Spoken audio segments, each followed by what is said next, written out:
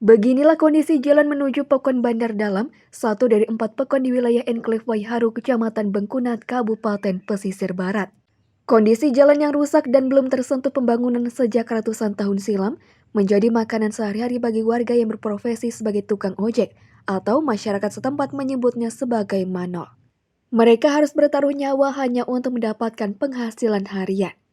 Satu di antaranya adalah Adit. Ia diketahui sudah puluhan tahun menggeluti profesi sebagai tukang ojek ini. Sulitnya akses jalan yang harus ia lalui membuat ongkos ojek tinggi. Ia mematok tarif Rp2.500 untuk setiap kilogram barang yang ia bawa. Itu pun jika cuaca cerah. Sementara jika cuaca buruk, ia mematok hingga Rp5.000 setiap kilonya. Upah yang tinggi tentu tak sebanding dengan resiko yang harus dihadapi. Di saat cuaca buruk, terkadang ia bersama tukang ojek lainnya harus bermalam di jalan terjebak di lumpur-lumpur yang dalam. Atau memilih jalur alternatif melewati bibir pantai yang setiap saat bisa menggulung dirinya dan kendaraannya. Bulan lalu sudah 3 motor milik pengendara ojek hilang terseret gandasnya ombak karena nekat melintasi bibir pantai di saat kondisi cuaca sedang buruk. Bahkan banyak rekan yang cacat akibat resiko mengojek. Padahal jarak tempuh untuk sampai ke Pasar Waiheni hanya sekitar 19 km. Seharusnya bisa ditempuh dalam 1 jam perjalanan jika kondisi jalan memadai.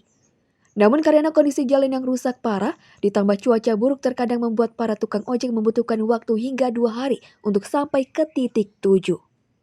Jaraknya nggak jauh tapi medannya yang luar biasa. Gimana Mas, bisa jelas medannya? Ya lumpur yang sangat dalam loh Pak, lumpurnya. Kalau di sini udah penghujan, lumpurnya luar biasa. Kita kadang-kadang sampai minep-minep di tengah jalan. Kadang 1 hari sampai 2 hari nggak tembus kita. Apalagi kalau ketumbur muara-muara itu pada banjir. Mungkin resikonya juga tinggi Mas ya? Ya sangat luar biasa. Bulan-bulan kemarin kawan-kawan kita banyak yang kehilangan motor. Kenapa itu Mas? Kanyut Pak, sama muara. Pada banjir. Kalau masalah kecelakaan di jalan itu udah Korban biasa lah gimana Mas? tantangan kita. Pernah ada korban nggak? Kalau korban, kalau langsung meninggal kayaknya belum. Tapi kalau cacat banyak. Banyak ya? Ya. Harapan saya, yang pertama transportasi itu paling penting. Ya jalan itu paling penting.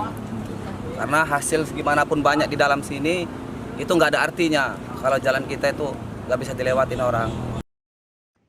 Adit berharap pemerintah pusat segera membangun sarana akses jalan penghubung ke wilayah enklave tersebut, agar dapat memudahkan petani dan pengendara ojek untuk mengeluarkan hasil panen. Sementara itu, Kepala Pekon Bandar Dalam Rudi Melano menjelaskan, hasil perkebunan di desanya sangat melimpah, seperti kelapa, damar, lada, pisang, dan kopi. Keterbatasan akses jalan membuat para petani selalu merugi karena mahalnya ongkos manol yang harus dikeluarkan oleh petani. Jadi kalau ojek itu, kalau ngojek orang seperti itu nyampe 600-700 Pak. Satu orang? Satu orang. Itu sekali berangkat? Sekali berangkat, kan seperti itu.